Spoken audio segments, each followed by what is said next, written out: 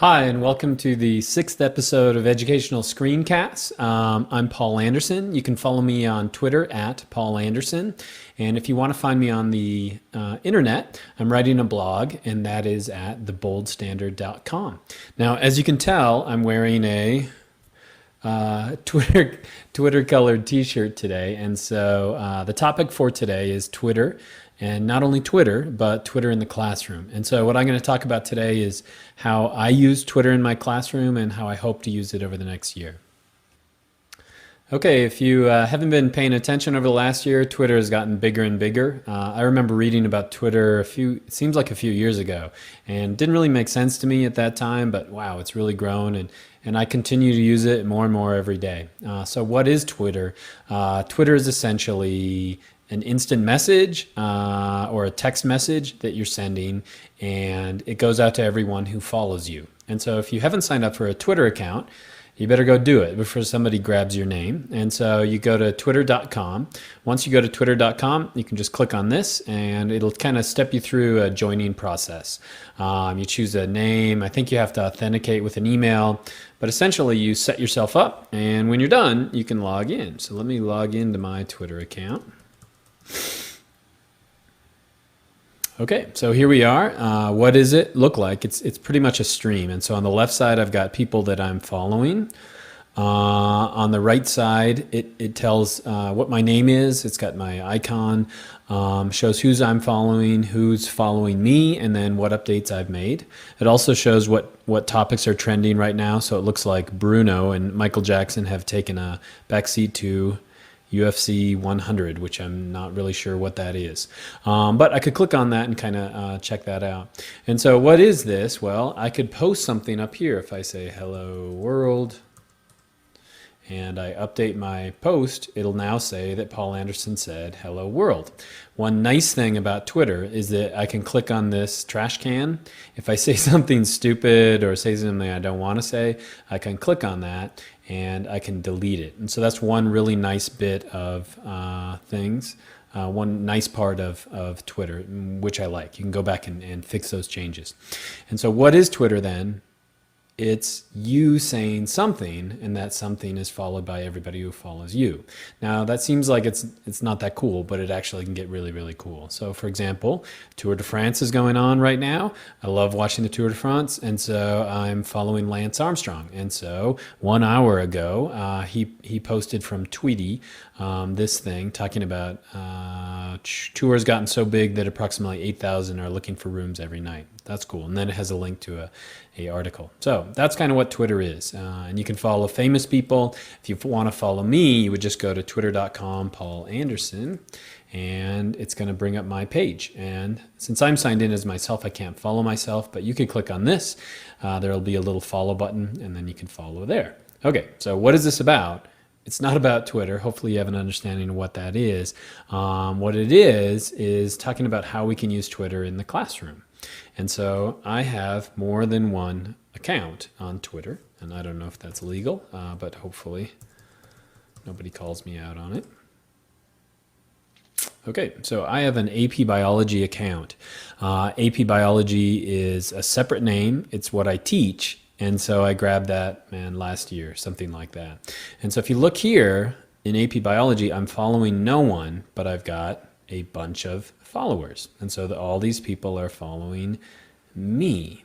Now, who are they? There are a lot of students that I have in class. And so throughout this last year, I would post Twitter updates, and those Twitter updates are, for example, let's look at the last one. You're done with the AP Biology test. Congratulations, everyone. It's been another great year. Or we're going to have a review session, or I've posted a podcast for class. And so the way I used it last year is that students could kind of get a live update on what's going on in the class. Now, none of my students had actually heard of Twitter, and most high school students probably don't use it or haven't heard about it. And so this is really the selling point to that. Number one, we kind of talked about, protect yourself. Twitter's open to the world. You can protect your updates, use a different name. So there's a lot of ways that you should talk about that in the class. But if you look under settings, I can click this right here, and what that'll do, it'll protect my updates. And so if I don't want anybody in the world to be able to follow me, like if kids wanted that, that's one thing that you should click on. And the next thing that really kind of turns on kids is that they can put their cell phone number right here.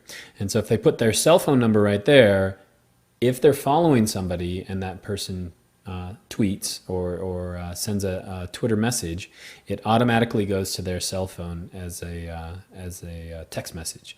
And so that really hits home with kids. And so I could, for example, say that, let's go back and look at one of these. Anatomy review session tonight from 6:30 to 7:30. I'll also be in the AP Bio room tomorrow morning at 7 a.m. for a review. Sent that at 12:29 p.m. 43 cell phones throughout the area then immediately went off, and they all got that message from their geeky science teacher. And so that was actually pretty effective last year. Now, you'll notice that I'm not following them. In other words, they can follow me and I don't have to follow them because I might not really want to hear what's going on in their individual lives. And so that's one really cool way that Twitter, I used Twitter last year. How do I hope to use Twitter next year? Well, I hope that we can step that up quite a bit. Our district is actually looking at returning electronics into the high school. We banned everything, and so from cell phones to iPods to computers, like a lot of schools did across the country. Now we're kind of revisiting that, if that was a good idea or not. If students can start bringing cell phones back into my classroom, I have this idea of how I would like to use Twitter next year, and it's something that's called a back channel. What is a back channel? A back channel uses what are called hashtags. And so the first time I learned about a back channel was just kind of a mistake. We were giving a presentation to teachers at our school, and we were showing them how Twitter works. And what I did was just kind of put up that screen. It was my Twitter stream, so it was showing the different tweets that I get, and then people were talking, and as they were talking, people were sending tweets to that which were being updated. And since we had it on a projector, they could kind of see this live stream. And so you have a presentation going on, but then the people who are listening to the presentation can kind of talk back. And so, wow, that kind of blew me away. In other words, if I had a lecture going on where I'm talking about whatever, AP Bio, and the kids are able to react to that and post material up on the board or up on the projector, I think that would really make at least classroom lectures pretty dynamic, and it could be a little bit scary. And so how would that work? Let's say I'm doing AP Biology, and I'm saying, trying out the back channel idea in Twitter. I could then put in something that's called a hashtag, and so that could be back channel. And so if you put the pound sign before any word, and I think there are kind of things that you can and cannot put in here, but if you put a hashtag in here, then that is a searchable item. And so I could, for example, in class say, let's use a hashtag of endocrine lecture Bozeman. And so I would ask them to always type that in. That's a little bit long, but always type that in each of their tweets that they make. And so they could be sitting in the classroom. They could using their cell phones or iPod touches or whatever. And so every time they add something that they want the rest of the class to see, they could put in that hashtag like that. Then in the front of the room, I could just have a hashtag and a search. And so I just did this right now. And so what I did was just typed in that hashtag. And so every tweet that's going on, this is kind of a live update. I could click it again. It's a live update of everything that's being tweeted right now that has that hashtag in it. And so what I could have is kids that I'm not necessarily following, and I don't have to follow them, and blah, blah, blah. But we would get this kind of live update on what's going on. And I think that would be, as a teacher, that would be very brave to give kids the ability to post during class, but really powerful as well. And so again, that's how I use Twitter, and that's how I hope to use Twitter. And I hope that's helpful. Oh, don't forget, follow me on Twitter at Paul Anderson, SEN. Thanks.